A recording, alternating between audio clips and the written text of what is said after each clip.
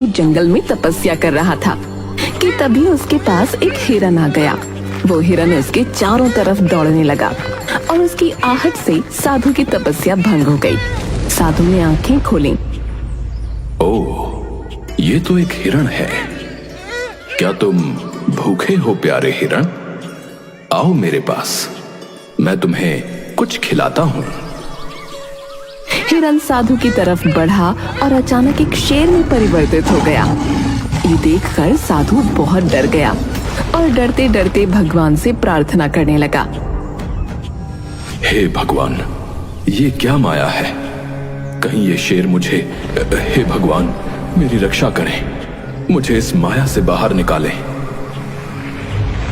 शेर ने साधु की तरफ छलांग लगाई। साधु घबराकर जमीन पर गिर पड़ा, लेकिन तभी वो शेर गायब हो गया और सामने जादूगर हीरा प्रकट हुआ, जो कि दहाड़े मारकर हंसने लगा। ये देख साधु को बहुत गुस्सा आया। क्या हुआ बाबा, डर गए? लोग तो आपको बड़ा महान समझते हैं, पर आप तो बड़े डरपोक निकले। एक मामूली शेर से डर गए आप। अच्छा जादूगर, तो ये तू कर रहा था? तेरी इतनी हिम्मत कि तू मेरा अपमान करे, मेरे साथ छल करे। जा, मैं तुझे श्राप देता हूं कि तेरा परिवार तुझे भूल जाएगा। तू अब से अकेला रहेगा और अकेला ही भटकेगा। यही तेरे छल की सजा है। अपना ये फालतू श्राप अपने पास ही रखो बाबा।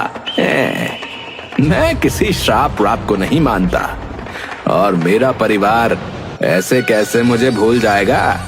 चलो मैं तो चला।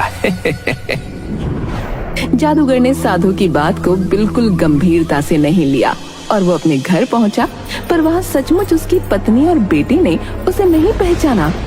ये देख जादूगर परेशान होता हुआ भगवान से बोला, हे भगवान, मेरी पत्नी तो मुझे सचमुच भूल गई और घर में भी घुसने नहीं दे रही। इसका मतलब उस साधु का श्राप सच हो गया है। मुझे ये सब सही करने उसके पास ही जाना पड़ेगा। जादूगर वापस उस साधु के पास जाकर उसके पैरों में गिर गया और उससे बहुत माफी मांगी। बहुत देर माफी मांगने के बाद साधु ने उससे कहा, मैं अपना श्राप तो वापस नहीं ले सकता, लेकिन श्राप को तोड़ने का एक तरीका बता सकता हूं। तुमने मेरे साथ छल किया था, तो छल के विपरीत अब तुम्हें एक ऐसा व्यक्ति ढूंढना होगा जो इस राज्य में सबसे ज्यादा ईमानदार हो। जब वो व्यक्ति तुम्हारे बीवी बच्चों को बताएगा कि तुम उनके क्या हो, तब उन्हें सब याद आ जाएगा। बाबा इसमें तो काफी वक्त लग जाएगा। हाँ, लेकिन तुम कर्म करो, तुम्हें इसका फल जरूर मिलेगा। बस तुम जो भी करो उसे नेक दिल से करना। ये सुनकर जादूगर ने साधु को धन्यवाद कहा और सबसे ईमानदार व्यक्ति की खोज में निकल गया। दूसरी तरफ पड़ोस के गांव में एक सब्जी वाला रोहित अपनी बीमार मां के साथ एक छोटे से कच्चे मकान में रहता था। वो हमेशा ईमानदारी और मेहनत से काम करता था। भैया 1 किलो आलू दे दो। जी अभी देता हूँ। रोहित ने आलू तोले और ग्राहक को दिए। ग्राहक गलती से ज्यादा पैसे देकर चला गया, लेकिन रोहित तुरंत ही ग्राहक को आवाज देकर कहता है, भाई साहब, आपने ज्यादा पैसे दे दिए। ये लो आपके बाकी पैसे। अरे हाँ, अरे धन्यवाद भैया, तुम तो सच में बहुत ईमानदार हो। अब तक तो सिर्फ सुना था तुम्हारे बारे में, आज देख भी लिया भैया। अरे इसमें धन्यवाद कैसा, ये तो आपके ही पैसे हैं। रोहित इसी तरह ईमानदारी से अपना जीवन जी रहा था कि तभी उस गांव में जादूगर हीरा आ गया और उसने सबसे ईमानदार व्यक्ति की तलाश शुरू की। उसने गांव के कुछ लोगों से सवाल पूछने शुरू किए। नमस्कार। क्या आप मुझे इस गांव के सबसे ईमानदार व्यक्ति के बारे में बता सकते हैं? अरे इस गांव में सबसे ईमानदार तो मैं ही हूँ। मैंने कभी किसी को धोखा नहीं दिया भाई। अच्छा, धन्यवाद। हीरा ने दूसरे व्यक्ति से पूछा तो वो बोला, मैं ही इस गांव का जो है सबसे ईमानदार व्यक्ति हूँ। हाँ, लोग मेरी सच्चाई की कसम खाते हैं भैया, कसम। हाँ, हर कोई खुद को सबसे ईमानदार बताने में लगा हुआ था। जादूगर हीरा को सही उत्तर नहीं मिल पा रहा था। आखिरकार वो रोहित के पास पहुंचा। नमस्ते। क्या आप मुझे इस गांव के सबसे ईमानदार व्यक्ति का पता दे सकते हैं? नमस्ते भैया। देखिए, इस गांव में सभी लोग ईमानदार हैं, लेकिन एक बात कही जाती है ना कि ईमानदार वही है जिसे बेईमानी का मौका नहीं मिला। इसलिए अंदर की सच्चाई तो भगवान ही जानता है। रोहित का ये उत्तर सुनकर जादूगर हीरा सोच में पड़ गया। ये तो बिल्कुल सही बात कह रहा है। असली ईमानदारी का पता तब चलता है जब किसी को बेईमानी का मौका मिले और वो फिर भी सच्चाई का साथ दे। मुझे इन लोगों की ईमानदारी की परीक्षा लेनी होगी। जादूगर हीरा ने उन लोगों की परीक्षा लेने के लिए रात के अंधेरे में अपने जादू से गांव के बीचों बीच एक जादुई पेड़ बनाया। अगली सुबह जब गांव वालों ने उस पेड़ को देखा तो वो हैरान रह गए। अरे ये पेड़ तो यहाँ कल रात तक नहीं था, ये कैसे आ गया भैया? ये पेड़ तो बड़ा ही अजीब सा लग रहा है कि नहीं? सुनो गांव वालों, मैं एक जादुई पेड़ हूँ। तुम लोग आज भर मुझसे कोई भी एक मनोकामना मांग सकते हो। तुम्हें वो सब मिलेगा जो तुम चाहोगे, पर कल मैं गायब हो जाऊंगा। अरे अरे बाप रे, अरे भैया, अरे जादुई पेड़। पहले तो गांव वाले डरे और फिर एक एक करके धागा लेकर आने लगे और पेड़ के तने पर बांधते हुए अपनी मनोकामनाएं मांगने लगे। लेकिन रोहित वहां नहीं आया। अरे अब रोहित कहाँ है? वो क्यों नहीं आया मनोकामना मांगने?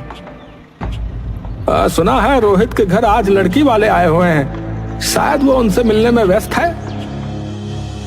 रोहित अपने घर पर ही था जहां लड़की वाले उसे देखने आए हुए थे, लेकिन यहाँ भी उसकी किस्मत अच्छी नहीं थी। माफ करिएगा बहन जी, पर मैं ऐसे घर में रिश्ता नहीं कर सकती जहाँ सिर्फ 2 सदस्य हों और उसमें भी एक बीमार हो और ऊपर से आपका बेटा गरीब भी है, इसलिए आप हमें माफ करें। अरे ये आप क्या बात कर रही हैं? मेरा बेटा बहुत संस्कारी और ईमानदार है, ये तो देखिए। संस्कारों से घर नहीं चलते। ये बोलकर लड़की वाले चले जाते हैं और रोहित का दिल टूट जाता है। मुझे माफ कर दे मेरे बच्चे, मेरे चक्कर में तेरी शादी भी नहीं हो पा रही। इससे अच्छा तो भगवान मुझे उठा ले। अरे माँ, कैसी बातें कर रही हो? शुभ शुभ बोलो। अरे रोहित, तुम्हारे जीवन में इतने कष्ट हैं तो तुम जादुई पेड़ पर मनोकामना मांगने क्यों नहीं गए? तुम कौन हो भैया? तुम्हारा शुभ चिंतक हूं। चलो चलकर मनोकामना मांगो।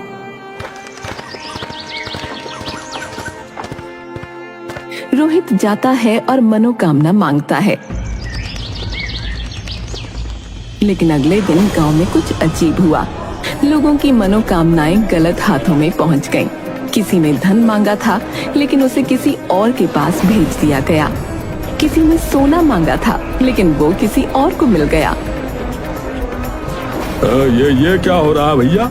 मैंने तो धन मांगा था, लेकिन मेरे पास तो किसी और की चीज आ गई। हाँ, मेरे पास भी कोई अजीब सी चीज आ गई है जो मैंने नहीं मांगी थी। रोहित के पास भी एक हीरों का हार पहुंचा, जबकि उसने तो अपनी माँ की सेहत मांगी थी। वो तुरंत बाहर निकला और आवाज लगाई। ये हीरो का हार किसने मांगा था? ये मेरे पास आ गया है। मैंने हीरो का हार मांगा था, ये मेरा है। रोहित ने बिना किसी झिझक के वो हीरो का हार उस व्यक्ति को दे दिया। ऐसा करते ही उसकी माँ की सेहत ठीक हो गई। ये देखकर जादूगर हीरा को यकीन हो गया कि रोहित ही सबसे ईमानदार व्यक्ति है। लेकिन तभी और लोग भी बाहर आने लगे जो अपनी चीजें वापस कर रहे थे। अरे मेरे पास ये सोने की ईंट आ गई भैया, ये जिसकी भी है वो ले लो। अरे हाँ, ये मैंने मांगी थी। मेरे पास ये मोतियों से भरा हुआ संदूक आ गया है, ये किसका है? ये मेरा है, लाओ मुझे दे दो। बाकी लोगों को भी अपनी चीजें वापस करते देख जादूगर हीरा परेशान हो गया।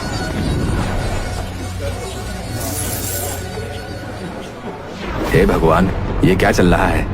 मुझे तो लगा था कि रोहित ही सबसे ईमानदार व्यक्ति है, पर यहाँ तो और लोग भी अपनी चीजें वापस कर रहे हैं। अब कैसे पता चलेगा कि सबसे ईमानदार कौन है? वो ये सब सोच ही रहा था कि तभी उसे एक विचार आया। यहाँ पर शायद लोगों ने ईमानदारी इसलिए भी दिखाई क्योंकि ये बात पूरे गांव के सामने थी। अब मुझे कुछ ऐसा करना पड़ेगा जो अकेले उनके लिए हो, तब पता चलेगा कि ईमानदार कौन है। ईमानदारी की असली परीक्षा अकेले में ही होती है। ये सोचकर जादूगर हीरा उन सभी लोगों के घर पर एक जादू करता है जिन्होंने अपना सामान लौटाया था। उन लोगों के घरों के आंगन की जमीन हिलने लगी और अचानक वहां से मिट्टी हटने लगी। अरे मुझे बाहर निकालो, अरे मुझे बाहर निकालो भैया। ये क्या हो रहा है? ये कैसी आवाज है? बेटा, हमारे आंगन में जरूर कोई खजाना है। मैंने अपने बड़े बूढ़ों से सुना है कि खजाना ही ऐसे आवाज देता है। ये आप क्या बोल रही हो माँ? अरे मैं सच कह रही हूँ, चाहे तो तू खुदाई करके देख ले। बाकी लोगों के घर भी यही हो रहा था। वो सब लोग खुदाई करते हैं और खजाना निकल आता है। खजाने को देखकर सबकी आंखें चौंधी आ गईं। हे भगवान, तेरा बहुत बहुत धन्यवाद है, मैं तो अमीर हो गया है। अरे बाप रे, इतना बड़ा खजाना! देखा, मैंने क्या कहा था। ये तो सचमुच खजाना है, लेकिन मैं इसको नहीं रख सकता। जमीन में निकले खजाने का हक राज्य का होता है। मैं इसे राज्य को वापस कर दूंगा। अरे तू पागल हो गया है क्या? ऐसा मत कर। इस खजाने की मदद से तेरी शादी हो सकती है। नहीं माँ, मैं जो करूंगा मेहनत और ईमानदारी से करूंगा, ऐसे नहीं। रोहित वो खजाना लेकर घर से निकला और राज्य को वापस कर दिया।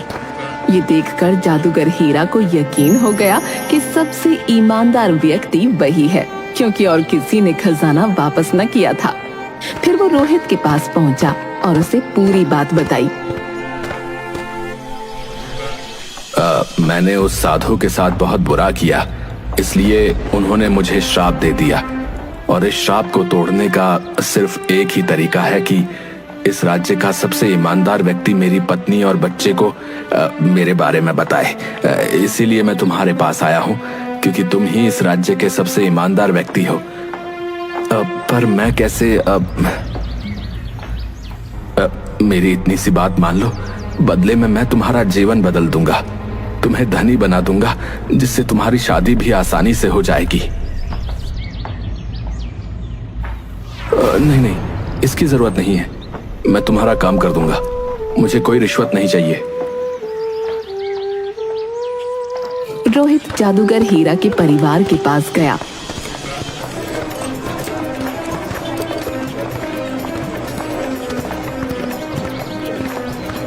और उन्हें सच्चाई बताई।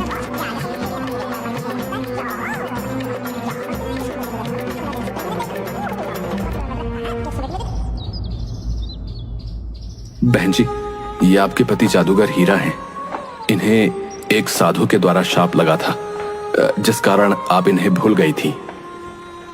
रोहित के मुंह से ये सुनकर जादूगर हीरा की पत्नी और बच्चे को सब कुछ याद आ गया। अरे हाँ, मुझे सब याद आ गया।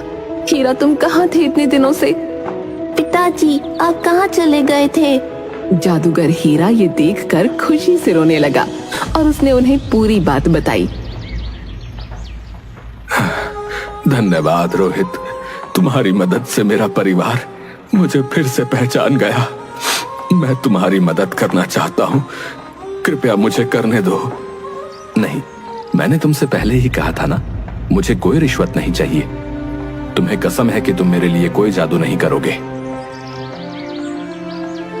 ये बोलकर रोहित वहां से जाने लगा, लेकिन तभी उसकी ईमानदारी से प्रभावित होकर जादूगर हीरा की पत्नी ने कहा, रोहित, आपकी शादी हो गई है क्या? जी नहीं। तो क्या आप मेरी बहन से शादी करेंगे? आप जैसे ईमानदार व्यक्ति से शादी करके मेरी बहन धन्य हो जाएगी। रोहित ये सुनकर हैरान रह गया और उसने हाँ कर दी। और कुछ इस तरह रोहित की ईमानदारी ने उसे न सिर्फ गांव में सम्मान दिलाया, बल्कि एक अच्छा जीवन साथी भी। जादूगर हीरा और उसका परिवार भी फिर से खुशहाल जीवन जीने लगा और रोहित ने अपनी सच्चाई और मेहनत से एक नई शुरुआत की।